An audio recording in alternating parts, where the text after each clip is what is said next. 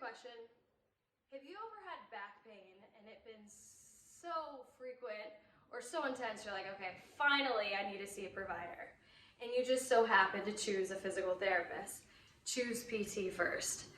Have you ever wondered, oh, what's gonna happen to me? Is it gonna hurt? Is it what am I gonna have to do? If so, you're not alone. In fact, most people are thinking that. So I wanted to talk to you about the different ways your therapist may try to help you with your back pain with manual interventions. Manual interventions meaning they put their hands on you. They help you by some sort of treatment intervention that involves touch. My name is Jocelyn Conley. I'm a pelvic floor physical therapist, founder of the Vagina Doc, and in this video we're going to talk about how your physical therapist may help you with your back pain using various manual interventions. Now, just full disclosure, just because I'm a pelvic floor physical therapist doesn't mean I don't help with other things. In fact, I think the fact that I know the pelvic floor, I'm an expert in the pelvic floor, that makes me a better provider for the neck, the hip, the knee, the shoulder, because the body's a pressure system. A lot of times there's misregulation of pressure and stability. And if I'm not the primary provider on the team, I'm at least consulting at some point, especially if you have a history of childbirth, or you've ever had issues with your period, or you have pelvic pain, you've had a hysterectomy, or in general you've had hip pain, back pain, and there are recurrent episodes and your providers have helped, but the help didn't really stick as much as you'd like, even though you've done all the things that they recommended.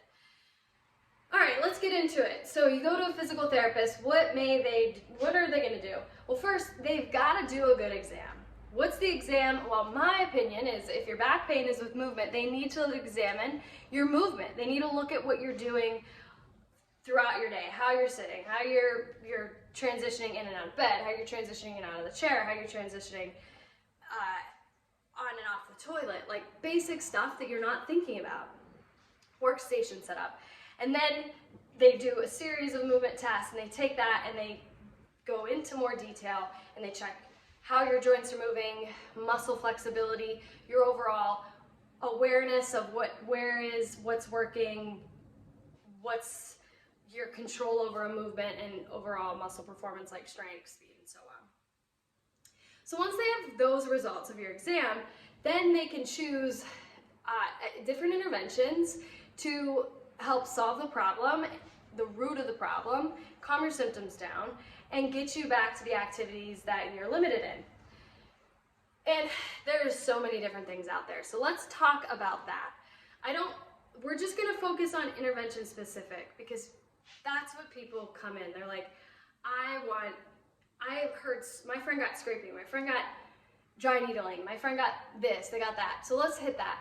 What are some things you might see? Well, there's tool-assisted soft tissue mobilization. What that is basically the provider uses a tool, and the tool has some sort of evidence, whether it's strong or weak, that suggests that tool, based on its materials and the shape, connects or impacts the myofascial system in a way that the hands can't.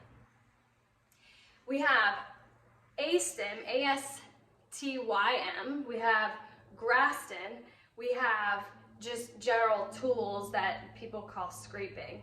And those are the three that I'm most aware of. And I personally, seeing different providers, I think they're all pretty good. It just depends on the patient. It depends what they're presenting with.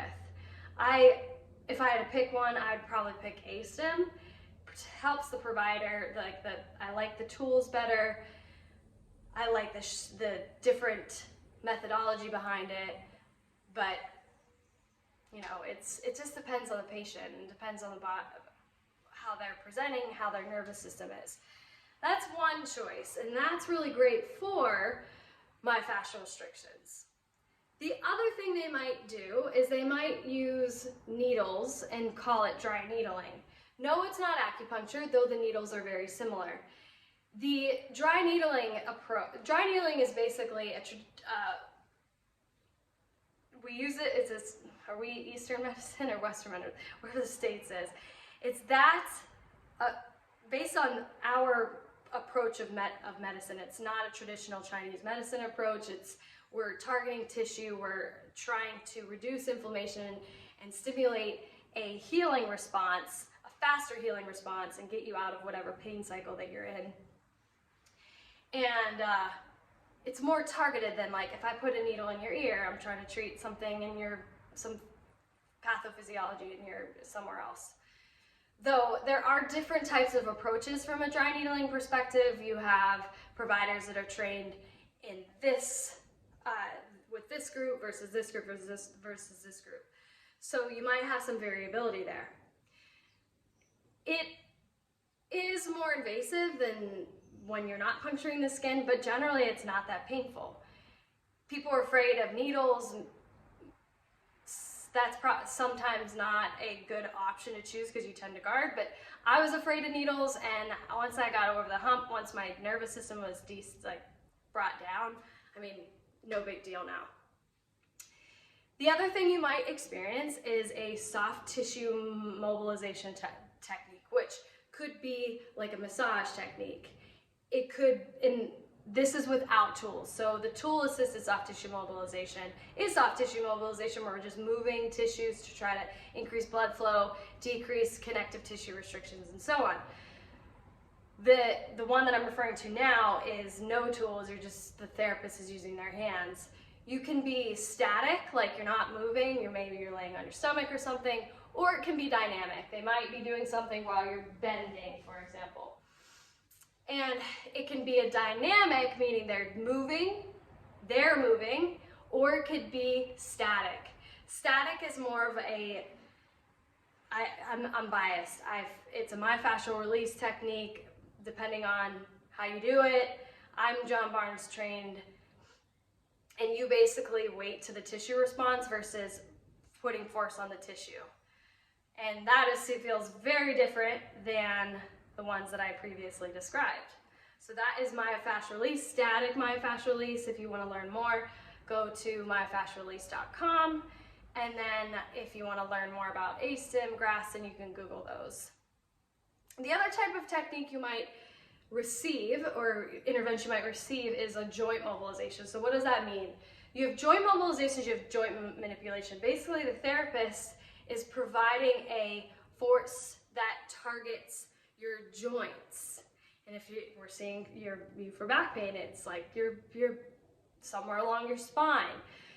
Typically, we look at what joint is not moving, and we try to improve movement there so the joints above and below aren't moving too much. And the joint mobilization is more gentle, and there's grades. And then the manipulation is high velocity, so it's fast, and it's just high velocity something. I'm not a big manipulator, but that's just me. So yeah, that is a joint technique. So the therapist basically is asking themselves, what are the problems and what are the interventions that are going to hopefully result in an outcome that is specific to the patient's goals and obviously decrease their pain problem. After these manual interventions, it's important that they are following that up with something that is going to keep them there, keep you there. Like when people are manipulated and their pelvis is realigned but there's no stabilization, I'm like, well, are they going to just go back to that? And that's my thought, but you know, some may argue, but that's my take and I'm sticking to it. So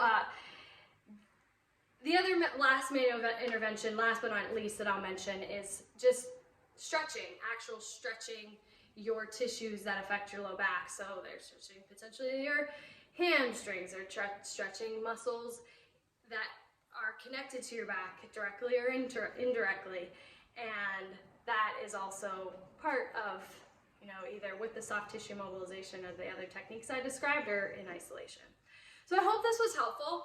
Keep in mind that being active in your therapy is so important. Don't just go in and just say, fix me. That just ugh.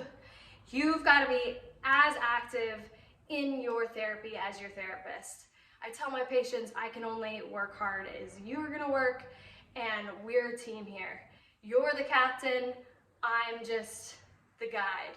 And it's my job to give you all your options and what are the pros and cons of each, what are the best for you, and we make a decision together. So I hope this was helpful. If you know this, if you think this might benefit someone that you know, share this video with them. Be sure to like it if you like it, and then subscribe.